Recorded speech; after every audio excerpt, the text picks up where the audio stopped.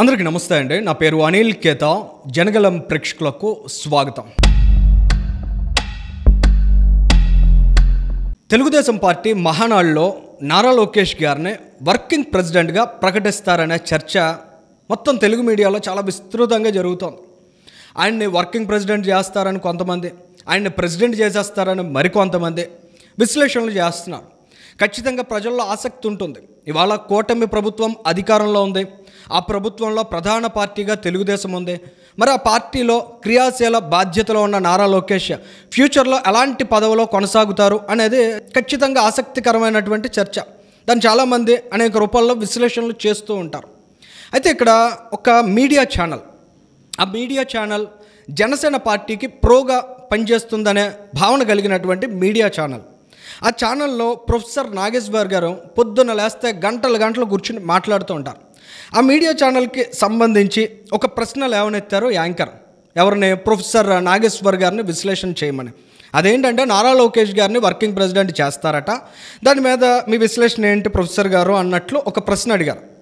ఆ ప్రశ్నకు ప్రొఫెసర్ నాగేశ్వర్ గారు చెప్పినటువంటి సమాధానానికి ఏమాత్రం పొంతన కనిపించలే. ఎందుకంటే ఒక పార్టీకి సంబంధించినటువంటి పదవి, అదేం ప్రభుత్వానికి సంబంధించిన కార్యక్రమం కాదు. ఖచ్చితంగా ఒక పార్టీ కోణంలోనే చూడాలి. ఇవాళ నారా లోకేష్ తెలుగుదేశం పార్టీ జాతీయ ప్రధాన కార్యదర్శిగా ఉన్నారు. ఫ్యూచర్లో నెక్స్ట్ మహానాడు తర్వాత ఆయన వర్కింగ్ ప్రెసిడెంట్గానో ఉన్నట్లయితే ఆయన ఇవాళ ప్రధాన కార్యదర్శిగా జాతీయ స్థాయిలో ఎలాంటి సేవలు అందించారు ఆ పార్టీకి, ఆ పార్టీ కష్టకాలంలో ఉన్నప్పుడు ఏ విధంగా మద్దతుగా నిలిచారు, ఆ పార్టీకి ఏ విధంగా అండగా నిలబడ్డారు, 2019 తర్వాత ఆ పార్టీకి రికార్డు స్థాయిలో సభ్యత్వాలు నమోదు చేయించడంలో నారా లోకేష్ ఎలా కృషి చేశారు, ఇటీవలి కాలంలో 1 కోటి సభ్యత్వాల మైలురాయిని తెలుగుదేశం అందుకోవడంలో నారా లోకేష్ పోషించినటువంటి కీలక భూమిక ఏంటి, అసలు నారా లోకేష్ కార్యకర్తల శ్రేయస్సు కోసం ఏ స్థాయిలో కష్టపడ్డారో గడిచిన కొద్ది సంవత్సరాలుగా తెలుగుదేశం పార్టీలో ఉన్న సీనియర్ల నుంచి జూనియర్ల వరకు ప్రతి ఒక్కరినే సమన్వయం చేసుకుంటూ ఏ విధంగా పార్టీని ముందుకు నడిపిస్తున్నారు. ఇవాళ చంద్రబాబు నాయుడు లాంటి ఒక హ్యూజ్ ఇమేజ్ షాడోలో నారా లోకేష్ ఒక లీడర్గా ఎమర్జ్ అవ్వడానికి చేస్తున్నటువంటి ప్రయత్నాలు, పడుతున్నటువంటి కష్టం, అటువంటి అంశాలు ఖచ్చితంగా తెలుగుదేశం పార్టీలో రానున్న రోజుల్లో నారా లోకేష్ స్థాయిని ఏ విధంగా డిసైడ్ చేయబోతున్నాయి, ఇలాంటి అంశాలను విశ్లేషించాలి కదా సాధారణంగా. ఖచ్చితంగా ప్రొఫెసర్ నాగేశ్వర్ గారు రాజకీయాలను చాలా సునిశ్చితంగా అబ్జర్వ్ చేసే వ్యక్తి, మేధావి వర్గానికి చెందిన వ్యక్తి, సుదీర్ఘకాలంగా రాజకీయాలను చాలా దగ్గరగా అబ్జర్వ్ చేస్తున్నటువంటి వ్యక్తిగా ప్రొఫెసర్ నాగేశ్వర్ గారు ఇలాంటి అంశాలు చర్చిస్తారేమో అనుకున్నాం. కానీ ఒక ఊకదంపుడు ప్రసంగం చేశారు ఆయన. గతంలో పవన్ కళ్యాణ్ గారితో సమానంగా నారా లోకేష్ గారిని డిప్యూటీ చీఫ్ మినిస్టర్ చేసేస్తారా అన్న చర్చ వచ్చినప్పుడు ఎలాంటి ప్రసంగం అయితే చేశారో ఇవాళ కూడా అదే రకమైనటువంటి నెరేటివ్ని బిల్డ్ చేశారు. ఆ రోజు డీసీఎం అంటే ఖచ్చితంగా అది ప్రభుత్వానికి సంబంధించిన అంశం కాబట్టి కొంత చర్చించడానికి అవకాశం ఉంది. ఇవాళ ఒక పార్టీకి సంబంధించినటువంటి పదవి విషయంలో కూడా రాజకీయ కోణాలు వెతుక్కునే స్థాయిలో దిగజారిపోతున్నారంటే అసలు ఎటుపోతున్నారు మేధావులంతా అనే అభిప్రాయం కలిగింది. సరే, అసలు ప్రొఫెసర్ నాగేశ్వర్ గారు ఏం మాట్లాడారనే దానికి వస్తే ఆయన ఒక 5 పాయింట్స్ని చాలా కీలకంగా ప్రస్తావించారండి. పవన్ కళ్యాణ్తో కంపేర్ చేసినప్పుడు నారా లోకేష్ పొలిటికల్గా ఎక్కువ కాదట, ఏజ్ రీత్యా కూడా ఎక్కువ కాదట, అనుభవం రీత్యా కూడా ఎక్కువ కాదట, పాపులారిటీ రీత్యా కూడా ఎక్కువ కాదట, ఇక కూటమిలో ఉండేటువంటి ప్రోటోకాల్ రీత్యా కూడా పవన్ కళ్యాణ్ కంటే నారా లోకేష్ ఎక్కువ కాదట. కాబట్టి నారా లోకేష్ పవన్ కళ్యాణ్ కంటే తక్కువ అని చూపించే ప్రయత్నం చేశారు. ఇది ఖచ్చితంగా అప్రస్తుతం అనిపించింది. ఎందుకంటే నారా లోకేష్ గారు అది పార్టీకి సంబంధించినటువంటి పదవికి సంబంధించి ఈ రకమైనటువంటి కంపారిజన్ చేయడం ఖచ్చితంగా అసహ్యకరంగా అనిపించింది. అదే ఆ కంపారిజన్ చేసింది ఎవరు? ప్రొఫెసర్ నాగేశ్వర్ లాంటి ఒక మేధావి. ఆయన పట్ల అందరికీ కన్సర్న్ ఉంటుంది, రెస్పెక్ట్ ఉంటుంది, గ్రాటిట్యూడ్ ఉంటుంది, చాలా నాలెడ్జ్డ్ పర్సన్ ఆయన. కానీ ఈ స్థాయిలో ఆ పొలిటికల్ ప్లాట్ఫామ్స్లో కూర్చుని, ఆ పొలిటికల్ ఛానల్స్లో కూర్చుని ఈ రకంగా మాట్లాడడం ఎంతవరకు కూడా సమంజసం అనేది ఆయన ఆలోచించుకోవాలి. సరే, వాళ్ళ నారా లోకేష్ ఆంధ్రప్రదేశ్ రాష్ట్రంలో 2019 తర్వాత జగన్మోహన్ రెడ్డి నడిపిన అప్రజాస్వామిక ప్రభుత్వంలో ప్రజల పక్షాన బలంగా నిలబడినటువంటి నాయకుడు, ప్రజల గొంతుకగా నిలబడినటువంటి నాయకుడు, యువగలం పాదయాత్ర పేరుతో ప్రజాగళంగా నిలిచినటువంటి నాయకుడు. మరి అటువంటి నాయకుడిని ఈ విధంగా తక్కువ చేయొచ్చా? ఈ విధంగా తక్కువ చేసి చూపించచ్చా? అసలు నిజంగా ఎన్ని అంశాలని మనం కంపేర్ చేసుకున్నట్లయితే నారా లోకేష్ ఎక్కడైనా తక్కువగా కనిపిస్తారా? ఇవాళ పవన్ కళ్యాణ్ గారితో కంపారిజన్ అనేది పక్కన పెట్టండి.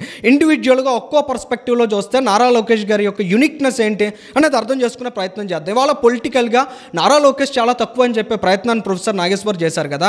గడిచిన 6 ఏళ్ల కాలంలో నారా లోకేష్ పొలిటికల్గా ఎమర్జ్ అయినటువంటి తీరు చూసిన తర్వాత, ఆయన పొలిటికల్గా ఏ విధంగా మారుతూ వచ్చారనేటువంటి అంశాలు చూసిన తర్వాత, పొలిటికల్గా ఎదగడం వేరు, పొలిటికల్ లీడర్గా ఎదగడం వేరు.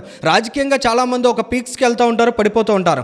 కానీ రాజకీయ నాయకుడిగా ఎదగడం అనేది కత్తి మీద సాము లాంటి అంశం. ఆ విషయంలో నారా లోకేష్ ఖచ్చితంగా సక్సెసివ్గా ముందుకు వెళ్తున్నారు అనిపించింది. ఇక అనుభవం అనే పర్స్పెక్టివ్ని మనం ఒకసారి అబ్జర్వ్ చేసినట్లయితే, పవన్ కళ్యాణ్ గారు ఆ రోజుల్లో చాలా అనుభవజ్ఞుడైన రాజకీయ నాయకుడిగా, పరిపక్వతతో కూడిన రాజకీయ నాయకుడిగా చంద్రబాబు నాయుడు గారితో సమన్వయం చేసుకుంటూ, తెలుగుదేశం పార్టీతో సమన్వయం చేసుకుంటూ ముందుకు వెళ్ళారు. ఖచ్చితంగా ప్రతి ఒక్కరూ అప్రిషియేట్ చేసినటువంటి విషయం.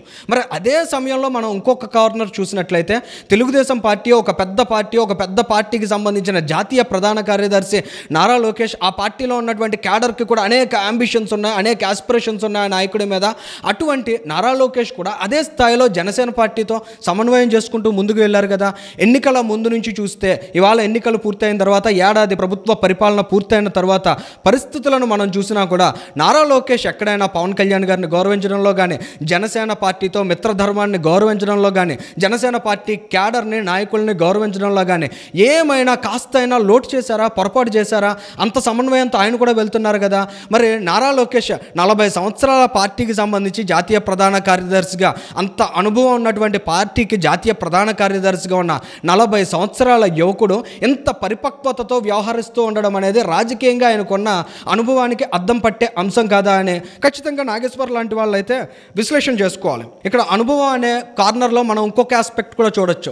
నిజంగా నారా లోకేష్ అనుభవం ఏ స్థాయిలో ఉందంటే, పెద్దలతో ఎంత గౌరవంగా ఉంటారో చిన్నవాళ్లతో కూడా అంతే మర్యాదగా అన్న అని సంబోధించే స్థాయిలో ఆయన నడుచుకుంటూ ఉంటారు. ఇక ఆయన సమాన వయస్కులైనటువంటి నాయకులతో చూసినట్లయితే అత్యంత స్నేహపూర్వకమైన వాతావరణంలో ఆయన కనిపిస్తూ ఉంటారు. అంటే ఒక పార్టీని ఒక కుటుంబ సభ్యుడిగా లీడ్ చేస్తున్నారు. సంప్రదాయంగా రాజకీయ పార్టీలు నడుచుకునే ధోరణితో కాకుండా, నేను నాయకుడిని, నా కింద మీరు అందా ఉండాలి, నా కాళ్ళ దగ్గర మీరు ఉండాలనేటువంటి ధోరణి, మైండ్ సెట్తో కాకుండా నారా లోకేష్ ప్రతి ఒక్కరికి కూడా యాక్సెసిబుల్గా ఉంటూ, ప్రతి ఒక్కరితో కూడా మమేకం అవుతూ నడిపిస్తున్నటువంటి తీరు, ఆ పార్టీని ఒక కుటుంబంగా మార్చుకుంటున్నటువంటి తీరు ఖచ్చితంగా నారా లోకేష్ అనుభవానికి అద్దం పట్టేదే కదా.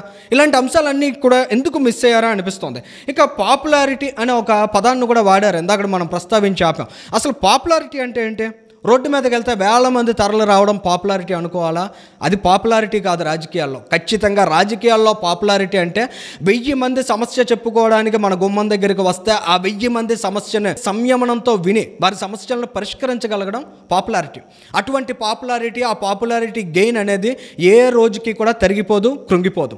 ఖచ్చితంగా పాపులారిటీ అంటే వాళ్ళ రోడ్డు మీదకి వెళ్తే మన చరిష్మా చూసి వచ్చే వాళ్ళు 1000 మంది కావచ్చు, 10,000 మంది కావచ్చు, 10 లక్షల మంది కావచ్చు. ఒకరోజు మన పట్ల అసంతృప్తి, అసహనం అనేది క్రియేట్ అయితే వారంతా చేజారిపోతారు. కానీ ఈ రకంగా ఎవరిదైతే సమస్యలు వింటూ, వారి సమస్యల్లో మమేకమవుతూ, వారి సమస్యల పరిష్కారం దిశగా నడిచే నాయకుడు ఉంటాడో, ఆ నాయకుడు గెయిన్ అయ్యేటువంటి పాపులారిటీ ఏదైతే ఉంటుందో అది అప్పటికీ తరిగిపోదనే లాజిక్ కూడా ఇక్కడ ప్రొఫెసర్ నాగేశ్వర్ మిస్ అయ్యారనే అభిప్రాయం అయితే చాలా బలంగా ఎక్స్ప్రెస్ చేయాలనిపిస్తోంది. ఇక పవర్ ఉంది కాబట్టి ప్రోటోకాల్ ఉంటుంది ఖచ్చితంగా. కానీ నారా లోకేష్ కూటమిలో ఉన్నటువంటి ప్రభుత్వంలో ప్రోటోకాల్ రీత్యా చూసినా చాలా తక్కువ అని చెప్పే ప్రయత్నాన్ని కూడా ఆయన చేశారు. కానీ పవర్తో పాటు పోయే ప్రోటోకాల్ గొప్పదా, లేక ప్రజలతో మమేకమైపోతూ ఇవాళ పార్టీ క్యాడర్కి సంబంధించినటువంటి అంశాలు పక్కన పెట్టండి, నారా లోకేష్ గారి దగ్గర తమ సమస్యను చెప్పుకోవడానికి, తమ కష్టాన్ని చెప్పుకోవడానికి, తమ ఇబ్బంది పరిష్కారాన్ని కోరుతూ వచ్చేవారిని ఒక్కసారి మనం గమనించినట్లయితే, ఆయన సోషల్ మీడియా పేజెస్ని ఒకసారి చూసినట్లయితే, YSR Congress party, Janasena party cadre కూడా ఇవాళ నారా లోకేష్ గారి సాయం కోరుతూ, నారా లోకేష్ గారి అండ కోరుతూ వస్తున్నటువంటి సందర్భాలు అనేకం చూడగలుగుతున్నాం. ఇవాళ ప్రోటోకాల్ అంటే ఏంటి? ప్రభుత్వంలో ఉన్న ప్రోటోకాల్ రీత్యా తక్కువే అవ్వచ్చు, కానీ మిగిలిన పార్టీల్లో ఉండేటువంటి కార్యకర్తల స్థాయిలో ఉండేటువంటి వ్యక్తులు ఎవరైతే ఉంటారో తమ పార్టీ ప్రోటోకాల్స్ని కూడా బ్రేక్ చేసి నారా లోకేష్ దగ్గరికి వెళ్తే తమకు అండ దొరుకుతుంది అనే భరోసాను క్రియేట్ చేయగలిగారు కదా. మరి ఆ ప్రోటోకాల్ని ఏ విధంగా క్యాల్కులేట్ చేయగలుగుతారనే విషయాన్ని కూడా మేధావులైన ప్రొఫెసర్ నాగేశ్వర్ లాంటి వాళ్ళు అయితే ఖచ్చితంగా విశ్లేషించుకోవాలి. గడిచిన 10 ఏళ్ల కాలంలో ఆంధ్రప్రదేశ్ రాష్ట్రంలో మనం అబ్జర్వ్ చేసినట్లయితే నారా లోకేష్ గారు అందరికంటే తక్కువ, నారా లోకేష్ గారు రాజకీయాలకు ఏమాత్రం పనిచేయరు, అసలు నారా లోకేష్ గారు ఒక అసమర్థుడైన నాయకుడు అని చెప్పడానికి, ప్రజలతో నమ్మించడానికి చేసినటువంటి ప్రయత్నాలు మరే నాయకుడి విషయంలో కూడా ఎవరు చేయలేదేమో. కానీ నారా లోకేష్ గారు అవన్నీ తట్టుకున్నారు. అటువంటి ప్రాపగండా, అటువంటి నెరటివ్ వైపు చాలా బలంగా వాళ్ళు బిల్డ్ చేస్తుంటే, రియాలిటీలో మాత్రం నారా లోకేష్ ఒక రియల్ వారియర్గా, పొలిటికల్ వారియర్గా ఎమర్జ్ అవుతూ తనను తాను ఒక అద్భుతమైన నాయకుడిగా డే బై డే మలుచుకుంటూ వెళ్తున్నారు. ఎక్కడ కూడా ఆయన ప్రాసెస్ ఆగిపోలేదు. ఆయన అప్పటికప్పుడు తనను తాను మౌల్డ్ చేసుకునే దశగా ముందుకు వెళ్తున్నారు. అటువంటి నాయకత్వ లక్షణాలు కలిగినటువంటి వ్యక్తిగా నారా లోకేష్ ఇవాళ ప్రజలకు మంచి చేయాలి అనే భావనతో ముందుకు వెళ్తుంటే, ఈ విధంగా పొలిటికల్ కంపారిజన్స్ పెట్టి కూటమి ప్రభుత్వాన్ని డిస్టర్బ్ చేయాలి, లేదా జనసేనకి టీడీపీకి మధ్య గ్యాప్ని తీసుకురావాలనే కొంతమంది మేధావులు చేస్తున్నటువంటి ప్రయత్నాలను ఖచ్చితంగా ప్రజలందరూ కూడా అర్థం చేసుకోవాలి. ఇవాళ ఆంధ్రప్రదేశ్ రాష్ట్రంలో 20 లక్షల ఉద్యోగాల కల్పన లక్ష్యంగా నారా లోకేష్ ఒక బృహత్తరమైన ప్రణాళికతో ముందుకు వెళ్తున్నారు. నిన్నగాక మొన్న పవన్ కళ్యాణ్ గారు కూడా మీటింగ్లో చెప్పారు, నాకు ఎంతో ఇష్టమైన ఆంధ్రప్రదేశ్ రాష్ట్ర భవిష్యత్తుకు రూపకల్పన చేస్తున్న నాయకుడిగా నారా లోకేష్ ఉన్నారనే విషయాన్ని నేరుగా పవన్ కళ్యాణ్ గారే కోట్ చేశారు. మరి అటువంటి నారా లోకేష్ అటువంటి ఒక బృహత్తరమైన ఆలోచనతో ముందుకు వెళ్తుంటే, నైతికంగా ఆయనకి మద్దతుగా నిలవాలి, నైతికంగా ఆయన అనుకున్నటువంటి ఆలోచన నెరవేరితే ఆంధ్రప్రదేశ్ రాష్ట్రం బాగుపడుతుందనే సంకల్పం దిశగా ప్రజలు ఆలోచన చేయాలి. కానీ ఇలా పొలిటికల్ కాన్ఫ్లిక్ట్స్ తీసుకొచ్చి పొలిటికల్ వార్స్ చేసుకోవడం కారణంగా ఆంధ్రప్రదేశ్ రాష్ట్రానికి కానీ ఈ రాష్ట్ర ప్రజలకు కానీ ఏమైనా మేలు జరుగుతుందా అనే విషయాలను కూడా ఖచ్చితంగా ప్రతి ఒక్కరూ విశ్లేషించుకుని అర్థం చేసుకోవాల్సిన అవసరం ఉంది. Thank you.